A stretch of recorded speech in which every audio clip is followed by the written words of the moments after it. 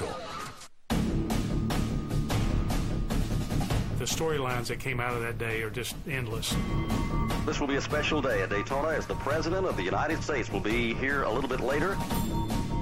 I had covered Reagan at that point for 2 years. I ended up covering him for 6, and it's one of the few days in those 6 years that really stands out. They will come across the yellow line. I just watched Richard Petty win his 200th race. My whole body was like shaking. I actually think my heart stopped at one point. It was one of those goosebump moments. So you could not have created that. It was a perfect day. It was made for a movie. Saw Dad standing there with the President of the United States, and it was like, oh gosh. The whole day, it was just beyond imagination.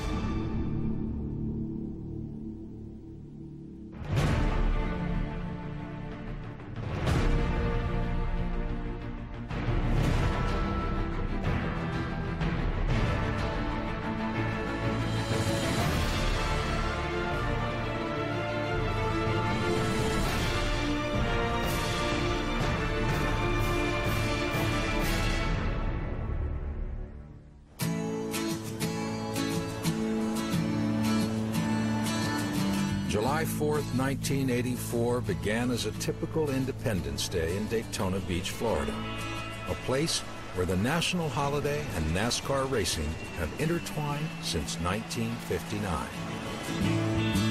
It's a sunny Independence Day in Daytona Beach, Florida, and the Grand National Stock Car Racing crowd has come back to the Daytona International Speedway for one of the sport's most important events, the Firecracker 400.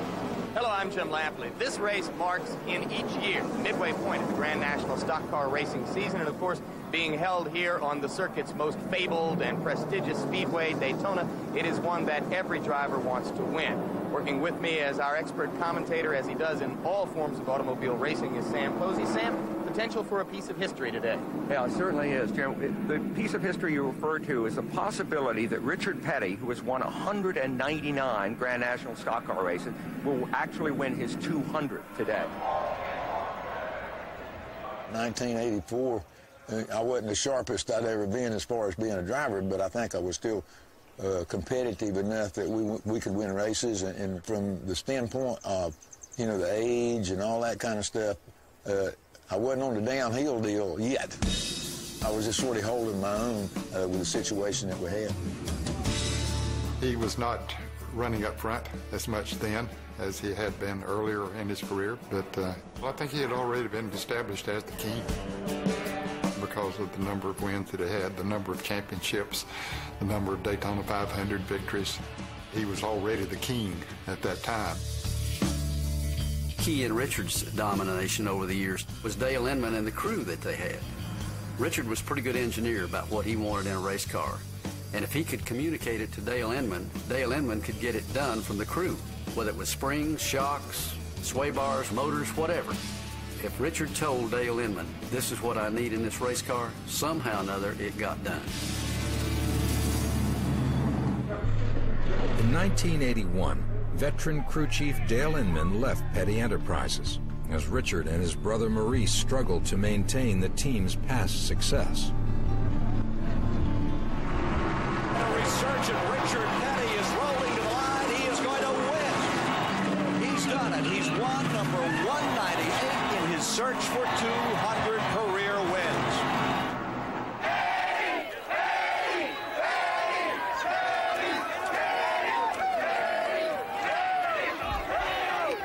This puts you within 2 wins of 200. Thought about that? Well, that's better. 198 is better than 197. There was a remarkable postscript to the 24th annual Miller High Life 500. You're looking at the scene 4.5 hours after the event was completed in the press box at the Charlotte Motor Speedway. Just moments ago, Bill Gazaway of NASCAR made this announcement. Richard Petty's motor was found to be some 24 cubic inches over the limit. And at the end of the race, left side tires all the way around. That's a big no-no. The penalty, $35,000 fine, a 104-point disallowance. But the win, number 198, stands. That race signaled the end of an era at Petty Enterprises. With Richard's son Kyle now racing, everything had changed at NASCAR's oldest family race team. I looked at the situation and felt like, okay, you know, we got enough money for one car here at Petty Enterprises, so let's leave Kyle at Petty Enterprises, and I might have a better chance of going out and doing an outside situation. And we looked around, talked to a bunch of people. Then we got with Mike Curb. Mike Curb was a modern-day Renaissance man, a record producer with over 300 #1 hits and a NASCAR team owner. In 1983, he needed a #1 driver. Bill France called me, and he said, "Are you sitting down?" And I said, "Yes." He said, "Well, I've got a driver for you." I said, "Who?" He said, "Richard Petty." I said, "What? Richard Petty wants to drive my car?" He said, "Well, let's put it this way. He's going to drive for another team, and I've recommended your team." So I met with Richard, and he agreed to sign with us for 2 years.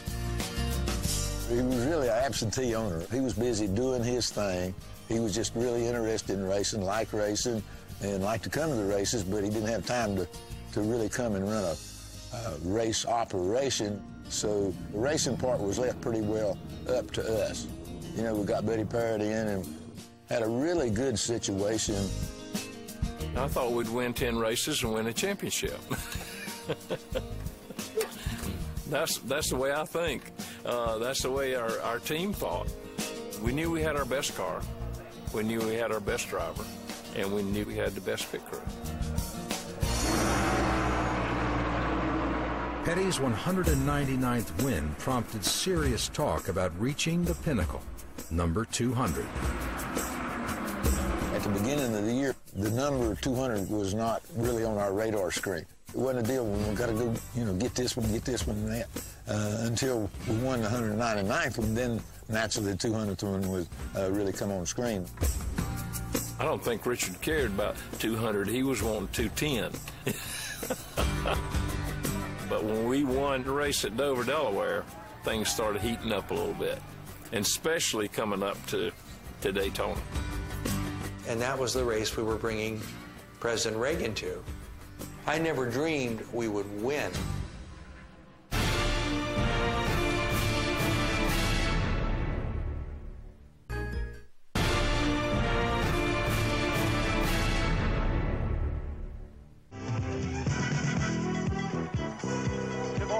From Daytona International Speedway. It is simply a magnificent, beautiful day here in sunny Florida, and today's Pepsi Firecracker 400 marks the start of the second half of the 1984 Winston Cup season.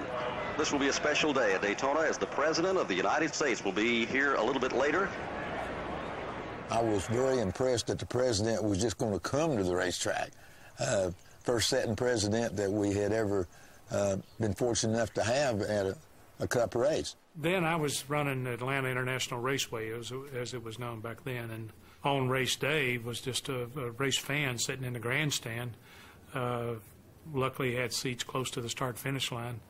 Most of the attention that day was focused on the fact that the President was going to attend at some point during the day. And, you know, in some regards, maybe some of us, that overshadowed the race itself. In addition to his music empire and his NASCAR team, Mike Curb was in politics, and in the summer of 1984, Curb was the Finance Committee Director for President Ronald Reagan's re-election campaign. About 6 or 7 of us were talking about what he should do on the 4th of July, because he was running for re-election that year. And I suggested that because he loved motorsports, that he come down to Daytona. See, Reagan started his career announcing car races in Des Moines, Iowa. So I knew he liked racing, and I had traveled with him, and we had talked about it. So I called Bill France Jr. and said, "Bill, are you sitting down?" You know, and he said, "Mike, if you want to bring someone to the race, just tell." I said, "No, are you sitting down?" "You're right, there's someone I want to bring. His name is President Ronald Reagan." The next day, Bill France Jr. came up to Washington, D.C., and we started sitting with the Reagan staff and mapping it out. This would have been like about March of '84. I was the deputy director of the Presidential Advance Office. That's the office that's responsible for putting on all the president's public activities. So as I used to say to people, it was everything from the Rose Garden and the Washington Hilton to the summits in Moscow and Geneva and everything in between. I remember in '84, I calculated I had traveled something like 354 days that year, because when he was campaigning, he might be doing 3 or 4 stops a day. The themes that had been developed for the election year had been sort of all-American things, in effect wrapping the president in the red, white, and blue. And, you know, the NASCAR constituency fit perfectly into what was then considered to be the so-called Reagan Democrats, which were people who had probably never voted Republican in their life before 1980 when they voted for Reagan because they were fed up with the way things were going. So this was described to us as really being the perfect crowd for Reagan's message. I don't remember the exact words, but in effect it was, make this good. This is something he wants to do. The NASCAR stars of the day were keen on the idea, too. In fact, Richard Petty already had a tie to this particular president. I met him 3 or 4 times. I've been to the White House a couple times because we've been big into Republican politics in North Carolina. He was just a regular feller, okay? He'd sit here on the front porch and we'd just talk about whatever. I mean, to me, he was just a down-home guy. President Reagan was a hero of mine anyway. You know, earlier I had won, I guess, the 82 500 and started my Victory Lane speech with, I love Ronald Reagan. Right, Ned, and I want to say I love Ronald Reagan. I was just so pleased that he was coming, and that's another reason why I wanted to win the race. It was both fun and exciting from the racing, but it was also huge from a patriotic aspect. In those days, the 400 was actually run on the day of the 4th. This was like in the middle of the week in 1984. It wasn't a weekend. It was a hard holiday of July the 4th. It was no holiday in the NASCAR garage. Blistering heat, a sellout crowd, and tight security made it evident that this would not be an ordinary 4th of July. The most unusual thing was that when we came to the racetrack that morning, we couldn't get in the garage area because everybody had to go through metal detector. That was the first shocker that, you know, we really didn't know all that was going to happen. When the president comes in, it's almost sort of diabolically opposed to what the normal plans are, because now you're trying to change everything. So, you know, let's say we've got to bring a motorcade through. You're talking about 25, 27 car motorcade. It's got to be somewhere where there's a scrambled phone there, and the White House communications agency comes in and sets that up and makes sure that if, you know, the missiles were coming over from the Soviet Union, you know, the president's going to go somewhere, and that's that room that's set up there. There are a lot of things that just, frankly, got in the way of the way normally things were done. I mean, how many years had they already done this, and we were there to tell them how well this is going to change. That particular morning, we had to leave extra early because the security was extra tight, and it took us like 2.5 hours to get through the tunnel because they had to search inside, outside, you know, everybody in the car before they let them in the infield. And then I can remember thinking, wow, it would be like a storybook if you know, Daddy could win. It just seemed like a dream, a fairy tale, kind of. What was at stake for Richard Petty and his team that morning, I remember watching those guys, and you could tell from the intensity that they were working on the car and just looking at the team, you knew something big was up as far as them wanting to win that race. We got through inspection. We had our problems with that car, you know, getting through inspection with it, because it was a very, very nice piece. Trust me, we had our mind on one thing. That was the race. It was just another day. You know, didn't think it was any more special than what the day before was. It was just another race day, and as far as being able to put it all together, winning the 200th race in front of the President of the United States on July the 4th. You know, I didn't daydream that far.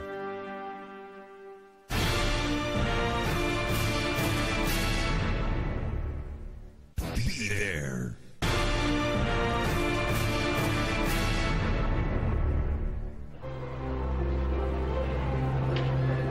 As the drivers and crews prepared for the start of the Firecracker 400, discussion of Richard Petty finally winning his 200th race began to gain momentum. There was part of the industry that hoped it would happen.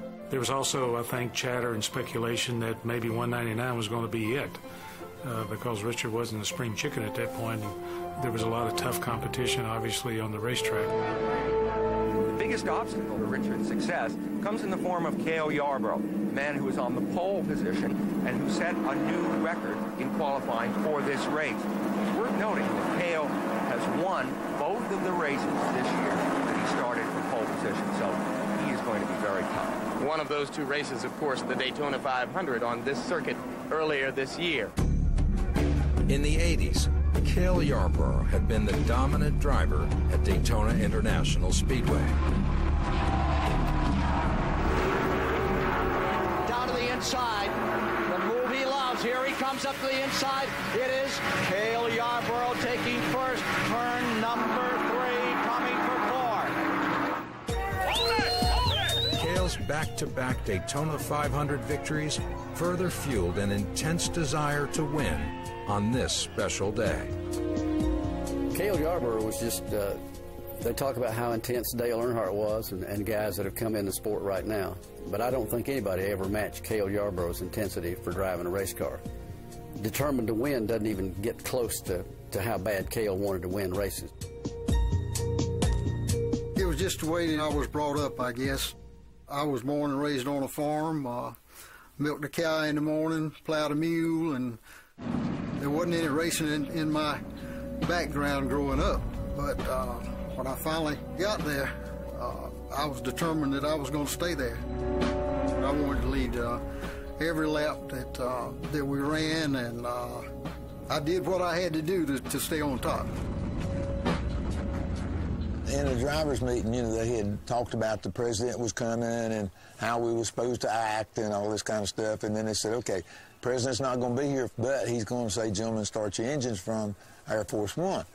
And I remember at first people thought, oh, God, we've never done that. I don't think. But the more they thought about it, and the more we convinced them, you know, listen, this will be really great. You know, it'll be great for press coverage. The networks will love it. And they loved it back at the White House when we called back and suggested it. I was the chief White House correspondent for NBC News, and to put it simply, where he went, I went. And only a tight pool of reporters would go with the president on Air Force One. 2 wire service reporters, 1 print reporter, and 1 television reporter. And at that time, there were only 4 networks, NBC, ABC, CBS, and CNN, and we would rotate. Because it was a big deal, we were called up to the front of the plane to photograph the president, and it was pretty cool, the idea. Here's the president on the telephone on Air Force One starting a car race, then still over 1,000 miles away at Daytona. Mr. President, this is Bill France Jr., the president of the Speedway. We're not going to hold up any longer. Let's start the engine, sir. All right. Gentlemen, start your engines.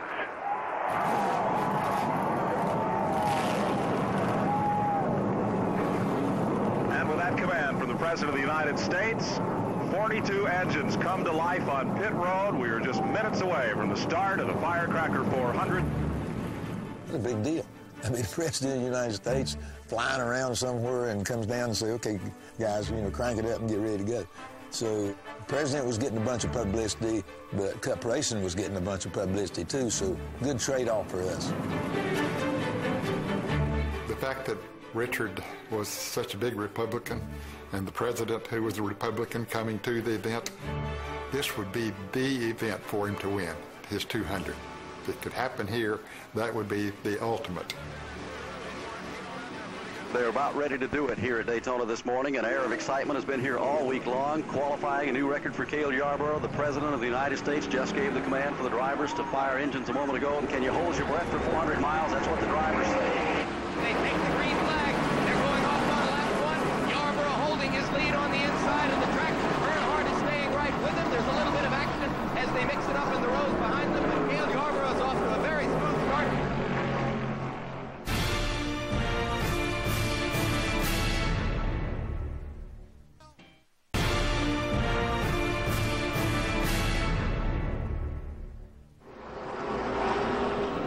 Back at Daytona, racing under the green flag, and now the 2 central characters have moved to the front of the stage. Cale Yarborough, the pole sitter, on the lead. Richard Petty chasing him in second place.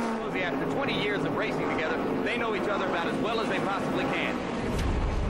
pretty obvious to everybody that was there that they had the two cars to beat. One of those two likely would go to victory lane unless there was an accident or a mechanical failure in the cars. The intensity between those two at that particular time was pretty high, I guess is the best way to put it. One thing that is not routine is to see both Cale Yarborough and Richard Petty running so close to the front so early on. This means that both of them are feeling very racy. That could be bad news for the rest of the field. The early stages of the race were fairly uneventful as Petty and Yarborough stayed in contention. As the action on the track settled down, spectators found their attention drawn up toward the sky. When you're covering a story, you're focused on the president. You're not all that focused on, I mean, you're focused on where you're going in the sense that, yes, it was a NASCAR race, and yes, there was a story, Reagan trying to reach out to NASCAR voters, but you're not focused on where you're going to land. And I'll never forget, we're on Air Force One. We're coming lower and lower on approach, and suddenly you can see the speedway off to the side, and you look like you're coming right down in the middle of a huge crowd. I felt like I was landing on the backstretch, and once you realized you weren't landing near the speedway, you were landing next to the speedway, it was cool. I mean, you know, you see a lot of cool things when you cover a president. To be landing that close to the speedway in the middle of a major race was pretty cool. You know, the race was pretty good, but when it was obvious that the Air Force One was coming in, there was a couple of laps where the race was ignored more or less, and as everybody kind of watched, and you know, the buzz started when the first person saw it and just passed it along pretty quick. People stood up and cheered, and it was an exciting moment. Yeah, I saw the plane. You know, we were in a place on the racetrack where I was able to look over there and see it. But I did see it with my own eyes, and I was really pumped about that. I actually think my heart stopped at one point. You know, when that plane was landing, you know, just the thought that this could be happening. Air Force One carrying President Ronald Reagan, hovering even now over the backstretch as the cars go by. What none of us knew was that the lone car on the track at that point would be Richard Petty's car. And it was just perfect. It was beautiful. That was a great picture. I mean, you know, we were on the backstretch all by ourselves. I got to talking to the guys that took the picture, and I think he worked for the paper down there, and he was just following the airplane in, okay, and he followed it in, just click, click, click, click, click, and said he got back that evening, and he had a world-beaten photograph, so he got a lot of play out of that particular picture. When Air Force One landed at the Daytona Beach Airport over there, I was probably as keyed up as everybody else was. It was just like turning on electricity throughout the crowd and even in the garage and the drivers and everything else. This is a big moment here. Stock car racing, a sport tied to conservative political traditions. It's probably safe to guess that the president enjoys the political support of most of the 100,000 or so here. They'll be anxious to greet him as he comes over to the track. There were moments I used to call the goosebump moments. And I remember the motorcade came out basically behind the grandstand. But there were people who could look over and see it, you know, from all around there. And I just remember that was one of those moments. The ovation was just incredible. You know, people had seen him. They weren't paying attention to the race anymore. They were actually looking down and seeing him. I just remember microphones and going off, and everybody had a headset. We're going to bring him up. We're going to bring him up. No, don't bring him that way. Code this, code that. It was just wow. You know, we got upstairs, and again, there was another big ovation because people could see to the right and left, you know, through the grandstands. They could all see that he'd got in there. In fact, I remember he wore kind of a white coat that day, which made him easy to spot. He was wearing a pretty loud sports jacket, and he usually wore very conservative clothes, and so to see him in this almost white sports jacket, which was totally appropriate for the event, it was a little unusual. This is more than the president ever does. I mean, he's never in a place as long as he was there, you know, just sitting there watching a race. So, you know, everybody wants to stand there around him.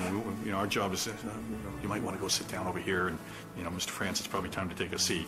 Try to do it politely because the press guys are going, who are these guys? Get him out of the picture, you know. So everybody's calmed down, and, you know, it's a feeling, I guess, of satisfaction. And you look around and go, this is going as it was planned.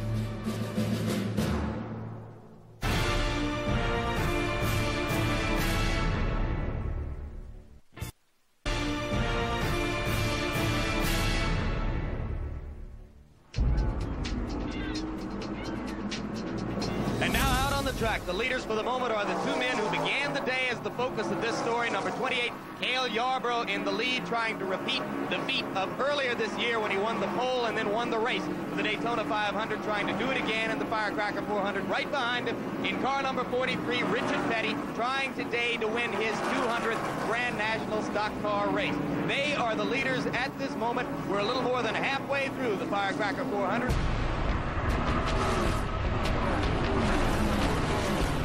The middle of the race, I think they were filling each other out. Cale liked to lead a lot more than Richard did. Or maybe Cale could lead and we couldn't. But we had a real good pit crew, and we had great pit stops all day.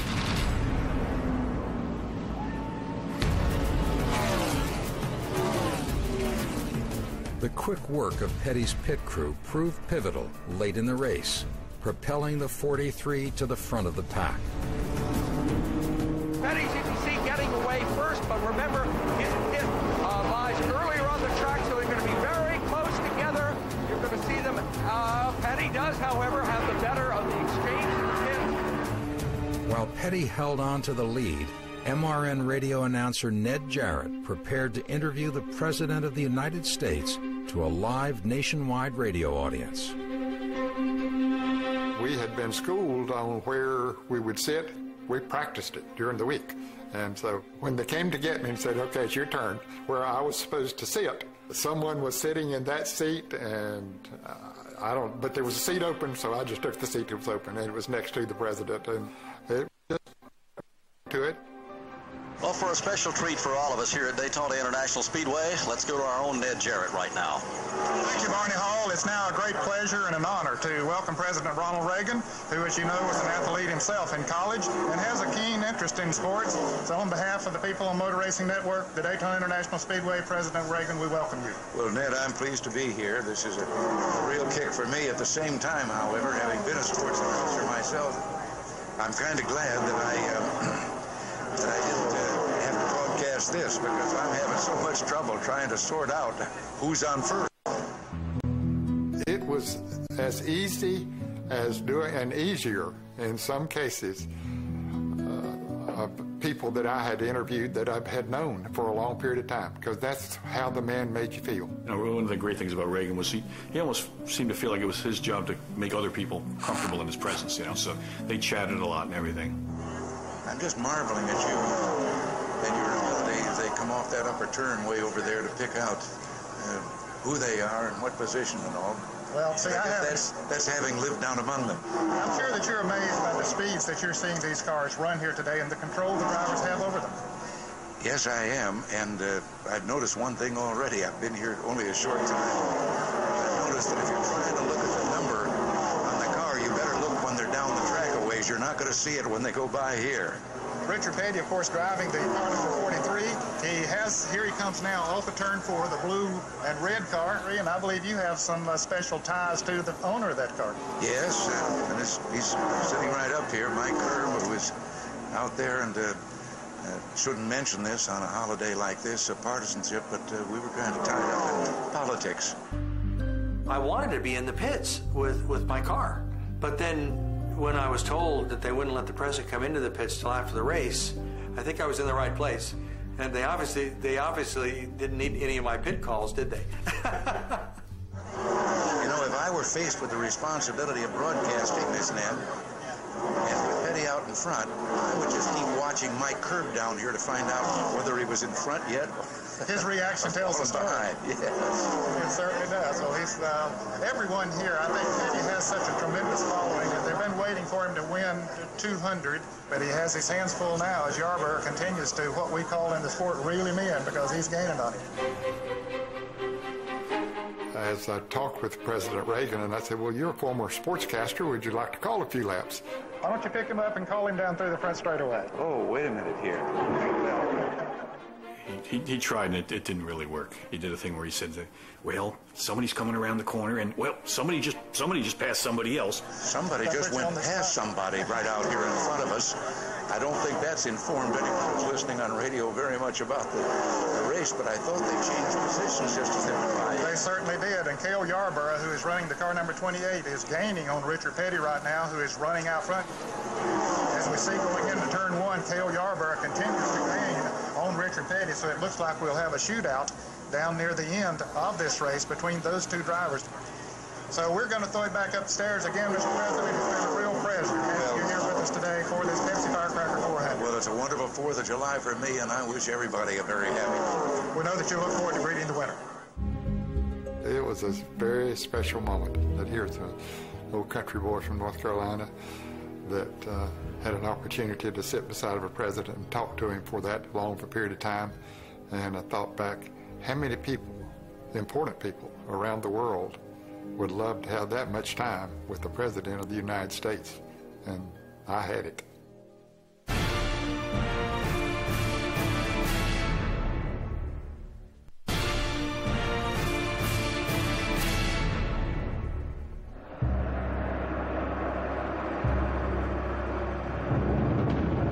As the closing laps of the Firecracker 400 approached, Richard Petty and Cale Yarborough battled back and forth for the lead.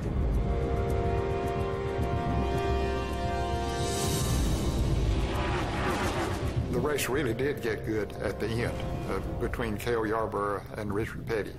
And they were really going at it, swapping the lead back and forth, and didn't know who was going to win it. There goes Petty, and there goes Yarborough with him. As they go down the back straight, it is Richard Petty now in turn 3 who has taken the lead. They'll come out of turn 4 and onto the front straight now with Petty in the lead, Yarborough in second place. It came down to Cale's waiting for the last lap. Cale's just coming like gangbusters.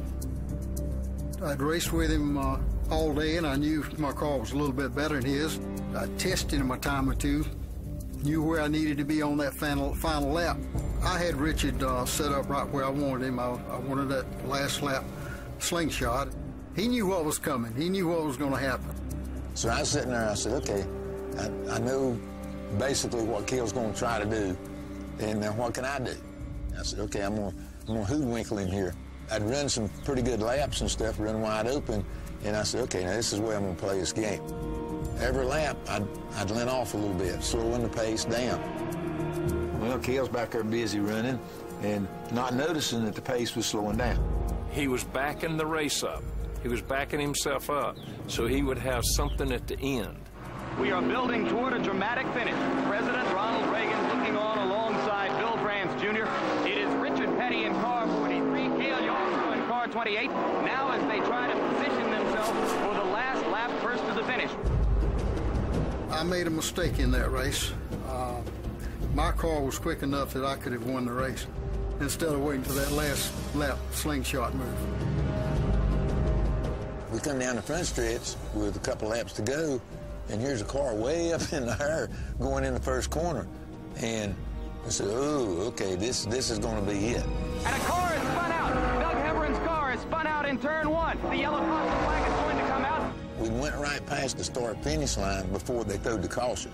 So we knew whichever one was back first was going to win the race. This will, in all intents and purposes, perhaps be the last lap of the race. And then when the caution came out, then Cale realized that he better get on the deal. But that's when Richard surprised the heck out of him because he had something left. Quick as I seen what was happening, I go wide open again, okay? We were going into turn 1, and I was right on his bumper. I didn't have my right distance behind him to make the slingshot work. I got by him anyway, and I beat him into the third turn. So then we go down the back stretch, and here he comes. He pulls out, goes by me, goes in that corner about 10 miles an hour faster than he'd been for the last 8 or 10 laps. And the car moves up. And when it did, then that gave me a chance to go back under him. This may be the race that we're looking at here as they sweep up into traffic. They are door-to-door in the dogleg. They touch, coming to the trial, down to the line. Coming down the front straight. Here they are, Sam. They will come across the yellow line. It's Richard Petty by a foot. Petty wins his 200th career NASCAR victory. The race was over technically, but it wasn't over. There was still some more time to go. That's when they would, of course, finish the race under caution if necessary, and it was necessary at that time. It was not the checker flag, it was a caution flag. So we get in line, and the pace car comes out. Well, we make the lap and come around. Cale goes down pit road. Now with 1 lap to go, and behind Petty, Cale Yarborough is turning off and heading toward pit road. No, Cale goes right through the pits and back out. I'm trying to think if there's any remaining element of strategy that could have dictated that move. I can't think of it. He thought once they crossed that finish line and he beat me, well, I'm through. I misread the flag with fingers, and when we came down for the caution flag there, I thought the race was over. And I guess my brain blew up is what happened. It was just a dumb thing for me to do, and I came in, which lost more positions.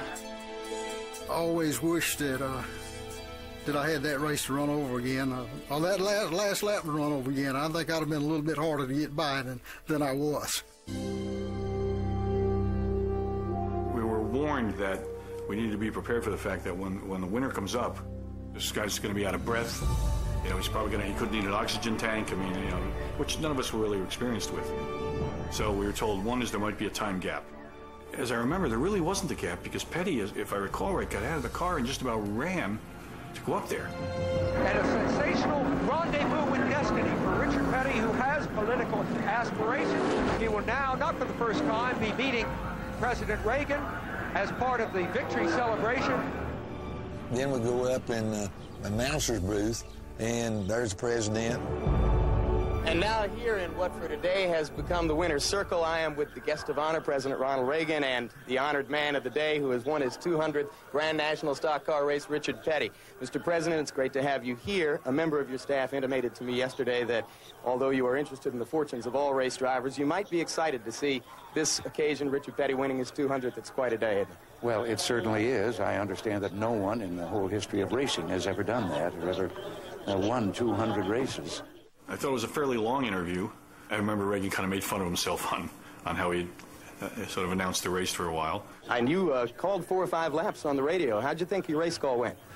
Not very good. I'm glad that when I was a sports announcer, it was mainly baseball and football and a few things like swimming and that sort of thing, because I was having an awful lot of laps after I got here when I was trying to figure out who was where. When you watch the Lampley interview, the thing that's striking is that Jim asks Petty more questions than he asked the president. And the president is kind of looking on as a bystander. Now, Ronald Reagan was not often the bystander, but that particular day he kind of was, and looking on with admiration at Richard Petty. For the victory. Well, just as I went across the start-finish line, you know, you're going in one direction, then when you turn at the start-finish line, you look down into the first and second corner just as far as you can see. And I think he really enjoyed just something different that he hadn't ever seen before up close. It basically blew the president's mind that we were running 200 mile an hour and leaving black marks on each one of his car. You could tell Reagan was enjoying it. They were both very relaxed. They obviously were very comfortable with each other. With all the presidents that's ever been in the United States, this is the first one that's ever showed up at a racetrack. So everybody's got to go from that, from racing standpoint, and I wanted to be the one that was able to welcome him to Grand National Racing. Ronald Reagan and his team saw the NASCAR demographic as an important political constituency. He went after it that day, and my guess is he got a lot of votes. I join in the congratulations. I even have a conflict of interest here because he's doing some yeoman service in a political sense. What was really neat about it was we got the president on the sports page, but he got us on the front page. So it was a good trade-off.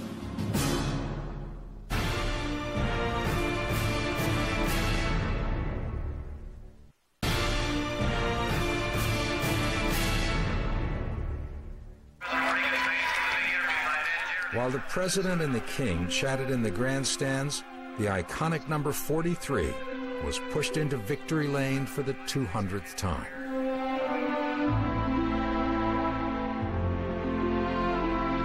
When we got through with the president up in the press box, then they went down and we went to the regular winner's circle deal. They had a big sign there, 200 win. Anytime you want to race with the kids and Linda at the racetrack, it was a big deal. If Daddy won and we all were in there, he would always let like one of us hold the trophy, and I got to hold the trophy. In the picture, I'm the one sitting there holding the trophy. We were always right there when he would get out of a car if we were there, and he would always, you know, speak to Mama. She knew from the moment how big it was, more than us. I think she was about 1.5 feet off the ground. We went in the winner's circle there because grins and stuff, and she's just sort of floating around. I had to go then and clean up, take a bath, change clothes and stuff, because they said as quick as the race was over with, was going to have a picnic with the President of the United States. My guess is that we decided it was going to be something sort of very ordinary American. Everything has to be planned. You're planning where he's going to sit and who he's going to sit with, and then you've got White House stewards that have to come in and supervise where the food came from, the preparation and the serving and things like that. And they all brought us some chicken. Okay, so we had a chicken dinner. I think Bobby was on one side of the president, and I was on the other side of the president. He was a hero of mine, and I was just so pleased to be around him, to be there by him. Just listen to every word he said. There were times like that when he actually, although he was still in public, he could really relax.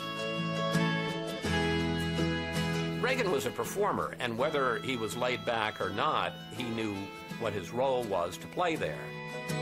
And, you know, he was going to be amongst all the good old boys. He was going to be a good old boy. When he said something about, well, you know, I'm in a little race of my own this year. I know how you all feel, too, because I'm in a little race myself this year. It was a non-political event, but I think he had to make an allusion to the campaign somehow. It was a great coincidence that they had Tammy Wynette, and when we found that out, I mean, I guess it was fairly obvious, but the first thing we said was, could you sing Stand By Your Man when the president's here, because obviously the allusion to the re-election.